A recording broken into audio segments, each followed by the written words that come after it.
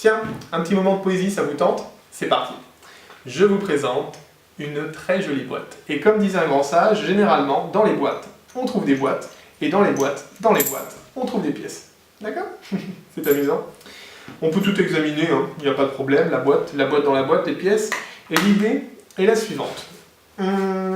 Si je mets une pièce dans la boîte, ainsi qu'une deuxième, mais que j'oublie la troisième est triste de ne pas être avec ses copines. Donc le meilleur moyen de lui ôter sa tristesse, c'est de faire disparaître sa tristesse, de faire disparaître la pièce et de la faire réapparaître avec ses amis dans la boîte. C'est mignon, non? Alors vu que celle-là est maintenant revigorée, il reste ces deux-là, qui sont aussi un peu tristes quelque part de ne pas avoir réussi à faire ce voyage magique.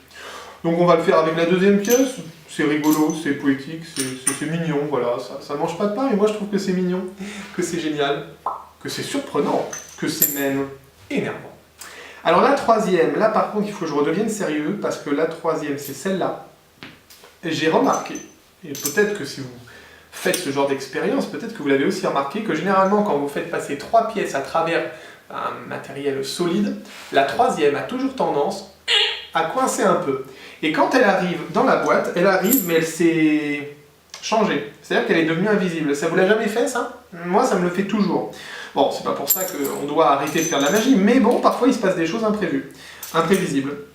Donc d'ailleurs, je pense qu'à ce stade du tour, la pièce invisible, je vais la mettre ici, la boîte, je vais la mettre là, et je vais reprendre mon petit... Bah oui, mon petit écrin, vous vous rappelez de l'écrin? Vous savez pourquoi? Parce que maintenant, je vais devoir ranger le tout. Car le tour touche à sa fin, je n'ai plus qu'à prendre la pièce invisible, la mettre dans la boîte, et on peut vérifier que j'ai bien 1, 2 et 3 pièces, et on peut librement tout examiner. Enfin, quand je dis tout examiner, méfiez-vous de ce que disent les magiciens, car je veux bien vous faire examiner ces 2 pièces, mais pas celle-là. Le reste, je veux bien, mais pas celle-là. Savez-vous pourquoi? Parce que si vous examiniez cette pièce-là, vous vous rendriez compte que c'est la seule qui a de réels pouvoirs magiques, car elle vient, cette fois, à vue, de passer à travers la boîte.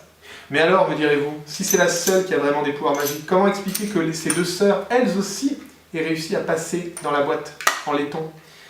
Ben ça, mes amis, c'est le mystère de la boîte qui était dans la boîte. Merci beaucoup.